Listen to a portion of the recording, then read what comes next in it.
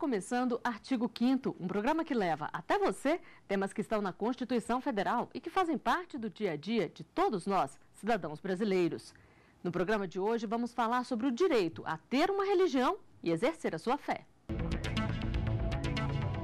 O artigo 5º defende a liberdade de consciência e de crença. Assegura ainda o livre exercício de cultos religiosos e garante a proteção aos locais de culto e às suas celebrações. E para falar sobre a liberdade de crença e os direitos e deveres das igrejas, nós recebemos dois convidados no estúdio do Artigo 5º. Está aqui conosco Milene Cristina Santos, professora de Direitos Humanos. Também vamos conversar com José Weder Cardoso Sampaio, presidente da Comissão de Liberdade Religiosa da OAB do Distrito Federal. Sejam bem-vindos ao Artigo 5º. Olá. Doutora Milene, eu gostaria que a senhora começasse explicando para a gente, falando, a liberdade religiosa, ela hoje é respeitada no Brasil? Olha, existe um mito de que o Brasil é o país que mais respeita a liberdade religiosa, ou o país em que não existe intolerância religiosa, mas nós temos muitos desafios a superar. Existe, por exemplo, uma dificuldade de respeitar a liberdade religiosa em espaços de internação coletiva, como hospitais e presídios. Não se respeita os dias de guarda, não se respeita as dietas, o uso de indumentárias específicas, a necessidade de fazer rituais fúnebres, né? Então, o que se percebe é que os agentes e gestores públicos estão muito despreparados para lidar com a diversidade religiosa que existe no nosso país. Tem que melhorar muito ainda. Muito. Doutor Weder, e a intolerância religiosa, ela é considerada crime? Quando há uma perseguição, quando há uma intolerância, vamos dizer assim, ao professar essa fé, é considerado crime e a nossa legislação ela é bastante rigorosa, prevê inclusive pena de reclusão nos casos de perseguição, de intolerância. E é comum punir alguém por esse tipo de crime? Olha, eu vejo que, como a doutora falou bastante aqui, há um mito de que no Brasil não existe uma intolerância, até porque falta uma maior divulgação e um maior preparo. Eu vejo que as pessoas que são vítimas dessa intolerância, na verdade, elas ainda não procuram os seus direitos, não procuram os órgãos especializados justamente por medo ou por receio, né, de não serem bem atendidas, como os gestores públicos que ela vem falando, que não estão ainda bem preparados para isso. Então, a punição, sim, mas o que eu vejo que não é muito comum é procurar, buscar, vamos dizer assim, a garantia desse direito. Além disso, o que se percebe é que muitas vezes as autoridades policiais, elas lidam com os casos de intolerância religiosa como se fossem meros mal-entendidos, né? E não fazem o boletim de ocorrência que vai possibilitar ao Ministério Público analisar se o caso configura ou não crime, né? Então, por exemplo, no Rio de Janeiro houve uma conscientização nesse sentido, porque o artigo que trata da discriminação religiosa, que é o artigo 20 da Lei CAO, simplesmente não constava no sistema de registro de ocorrências. E após uma sensibilização dos policiais, o Rio de Janeiro passou a registrar uma ocorrência por dia. Exatamente. Ou seja, existia então o crime, né? Exatamente. Então a intolerância existe. E hoje a lei é clara e garante autonomia para a realização de cultos de todas as religiões. Mas nem sempre foi assim. Houve época em que apenas o catolicismo era reconhecido no país. 197 milhões de brasileiros e várias crenças. No último censo realizado pelo IBGE, 10 religiões foram citadas com o maior número de adeptos no Brasil. A maioria da população se declarou católica, o que corresponde a quase 65% dos brasileiros. Os evangélicos somam 22% e os espíritas, 2% da população. Mas a possibilidade de convivência entre as diferentes religiões nem sempre foi uma realidade. A Constituição de 1824, a primeira do Brasil, previa a liberdade de culto, mas como o catolicismo foi definido como a religião oficial do país, apesar das demais crenças serem permitidas, os cultos só podiam ser realizados de forma reservada, em casa, e a construção de templos de outras religiões era proibida. O Estado brasileiro sustentava a Igreja Católica Apostólica Romana e, inclusive, algumas normas do Estado Papal eram aplicadas no Brasil quando o imperador concordasse e desse eficácia dentro do Estado brasileiro. A partir da República, isso não passou a ocorrer mais. Todas as igrejas passaram a estar em igualdade de condições. Na Constituição de 1891, foi confirmado o decreto editado no ano anterior que previa o direito de escolha da religião. Mas foi somente na Constituição de 88 que a liberdade religiosa foi consagrada com a previsão de liberdade de cultos e proteção aos templos. Mas e quando o direito à liberdade religiosa entra em conflito com outras garantias? Quando, em nome da religião, alguém se recusa a receber tratamento médico ou o barulho de uma igreja interfere no direito ao sossego? Este advogado explica que, em casos assim, o interesse coletivo deve prevalecer sobre o direito individual. A liberdade de alguém, ela termina onde começa a do próximo. E a regra básica é, havendo conflito entre o interesse individual, por exemplo, liberdade de manifestação de pensamento, liberdade religiosa, não é isso? E, se ele conflitar com o interesse coletivo, obviamente o interesse coletivo deve preponderar. Doutora Milene, como disse o advogado, o direito de um começa onde termina o do outro. Nesses casos, a igreja pode ser obrigada a se adequar às regras básicas de convivência?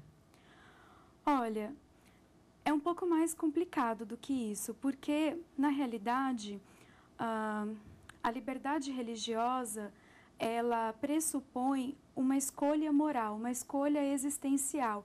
E nem sempre o interesse coletivo vai prevalecer sobre a escolha individual, né? Então, é preciso analisar, por exemplo, no caso das testemunhas de Jeová, se o indivíduo ele é maior, ele é capaz, ele tem plena consciência das consequências dos seus atos, a liberdade religiosa assegura que ele tem o direito de se recusar a fazer a transfusão de sangue, né? Em relação aos problemas com o direito de vizinhança, o maior conflito, ele surge muitas vezes não entre as igrejas e os vizinhos, claro que os vizinhos se incomodam, mas entre as igrejas e as autoridades policiais, né? Porque a autoridade policial, muitas vezes, ela não respeita o momento da cerimônia religiosa, né? Então, para fazer citação, intimação, existe previsão legal. Agora, para tratar do direito de vizinhança, não existe. E muitas vezes, esse momento sagrado não é devidamente respeitado. E o que fazer nesses casos, doutor Ueder? Eu acho que o que vale mais é o bom senso, né? Assim, com relação ao barulho, por exemplo, nós vemos que existem várias igrejas alocadas em espaços residenciais. E esse direito de culto, de religião, ele tem que ser respeitado e não pode ser, inclusive, interrompido, né? A Constituição garante isso. Mas, por uma questão até de bom senso, até que ponto eu estou incomodando meu vizinho, né? Falando assim com relação ao barulho. E não só o barulho, como utilização de espaços. Há relatos de igrejas que estão funcionando e que utilizam, por exemplo, a calçada do vizinho, o vizinho sempre reclama. Então, o que eu acho que deve prevalecer nesses momentos é o bom senso, a conversa e a conciliação. Para todas as partes. Para todas as partes. Agora, doutora Milene, a gente viu que houve uma mudança na liberdade religiosa de uma Constituição para outra. Isso foi um reflexo do momento histórico e político vivido pelo país? Claro. A proteção da liberdade religiosa e da laicidade do Estado, ela está intimamente relacionada a cada momento histórico. E após a Constituição de 88, houve uma proteção muito maior desses dois princípios constitucionais. Então, grupos religiosos que vinham sendo perseguidos, né, como as religiões de matriz africana, no momento, já na redemocratização, já tiveram um pouco mais de liberdade religiosa, né? E é importante ressaltar que, com a Constituição de 88, se garante tanto a liberdade de crer como a de não crer, né? E também se garante igualdade de respeito para todas as religiões, né? Todas as pessoas que fazem parte dessas religiões. Doutor Ueder, mesmo tendo liberdade, o Brasil ainda guarda alguns resquícios de quando o catolicismo imperava, como algumas repartições públicas, por exemplo, que têm crucifixo. Como isso é visto hoje? A discussão é polêmica, né? E os debates eles ainda vão ocorrer aí por muito tempo. Agora, eu vejo que a utilização de um crucifixo, é uma opinião até particular, a utilização de um crucifixo num espaço público, ele não necessariamente vai tirar uma imparcialidade, por exemplo, de um juiz. E eu vejo também que, enquanto parlamentar, se ele representa uma parcela da população, ele deve sim utilizar. Se uma parcela da população no qual ele representa e foi eleito para exercer o mandato representando o povo, ele deve utilizar sim. Mas a questão ela vai muito além. Por exemplo, o Cristo Redentor é visto como um símbolo, né? E está ali num espaço público. O que nós deveríamos fazer? Tem que ser visto também que essa questão da utilização do crucifixo, ela é uma questão cultural, até pela nossa história. Por exemplo, a maioria da população, como foi visto aqui na matéria, representa o catolicismo. E na época do Império, vamos dizer assim, a igreja e o Estado, eles se completavam dentro de sua organização. Então, isso é uma questão histórica e cultural. Com relação ao crucifixo, seria simples, uma retirada resolveria o problema, né? Mas eu acho que a discussão ela vai muito além, ela vai nos espaços públicos como um todo, e o que tem que ser analisado com bastante cautela. Aí também vale o bom senso, Vale né? o bom senso. Eu tenho opiniões um pouco diferentes, assim, com respeito ao colega, né? Eu acho que existe uma diferença muito grande entre os espaços públicos abertos e os espaços públicos fechados, né? O Cristo Redentor está no espaço público aberto, assim como no espaço público aberto também existem estátuas de orixás, né? Existe a possibilidade de você colocar vários símbolos religiosos de crenças diferentes, mas no espaço público fechado não. Independente do fato de você fazer parte de uma maioria ou de uma minoria, a sua crença tem que ser igualmente importante para o Estado. Ela tem que ser igualmente respeitada pelo Estado. Então, eu acredito que o correto seria retirar os crucifixos. Em relação aos feriados religiosos, quem é de outra crença, por exemplo, tem que respeitá-los? Olha, os feriados religiosos, daí eu concordo em parte, né? Porque eles já foram estabelecidos histórica e culturalmente. O que eu penso é o seguinte: após a Constituição de 88, nós tivemos uma mudança de paradigma, uma proteção muito maior da liberdade religiosa, né? E, portanto, eu percebo que tem havido um certo equívoco por parte de alguns parlamentares tentando estender os privilégios do catolicismo para suas crenças através do Estado. Eu acredito que a liberdade religiosa não dá o direito de instrumentalizar as instituições democráticas para promover as suas crenças particulares. Agora, doutor Weder, a gente vê que tem sido estabelecidos outros feriados de outras religiões também. Sim. O que é levado em consideração para isso? Nós temos que analisar o que isso traz para uma população. E o parlamentar está ali para instrumentalizar a vontade do povo. Então, o que é visto, né, e aí eu não vou entrar no mérito se é constitucional, se não é constitucional, o que é visto é uma representatividade, vamos dizer assim, da parcela da população. E de que forma isso pode ser analisado publicamente? O que o feriado ele representa para o público? Um momento de paz, de reflexão, de espiritualidade, um dia específico para comemorar. Há, inclusive, críticas de próprios líderes evangélicos afirmando que não, o dia do evangélico é todo dia e que o Estado não deveria intervir. Mas ainda está muito dividida essa questão. E nós vamos a um rápido intervalo. O artigo 5º volta já. Estamos de volta com o artigo 5º. Os nossos convidados são José Weder Cardoso Sampaio, presidente da Comissão de Liberdade Religiosa da OAB do Distrito Federal, e Milene Cristina Santos, professora de Direitos Humanos. No programa de hoje estamos falando sobre o direito a ter uma crença religiosa e exercer a sua fé. Este é um tema que desperta a curiosidade das pessoas. Vamos conferir a primeira pergunta que veio de um telespectador para ser respondida aqui no estúdio. Eu gostaria de saber se a igreja tem que ter autorização do governo para funcionar. Doutor Weder, tem que ter algum tipo de autorização? Tem que ter alvará de funcionamento, porque em que pese ser ali um culto religioso e, portanto, garantido pelo Estado, o que nós temos que analisar é que tem uma segurança a ser mantida, é uma reunião de pessoas, né? É uma congregação.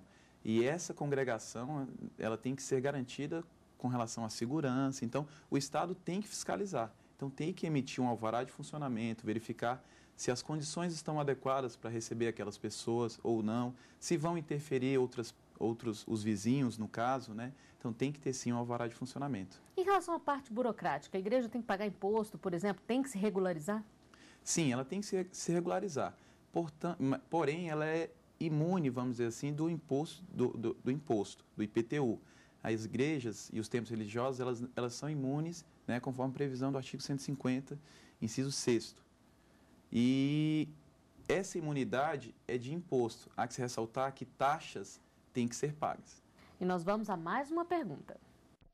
Eu queria saber se a igreja pode ser construída em qualquer lugar ou se tem que ter um espaço específico. Doutora Milene, existe essa determinação?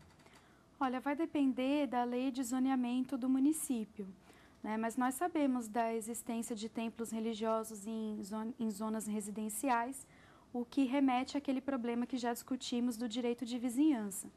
Mas a questão constitucional que se coloca é se o Estado tem mesmo o direito de estabelecer limitações à criação de novos templos religiosos. E uma igreja pode funcionar até mesmo dentro de uma residência?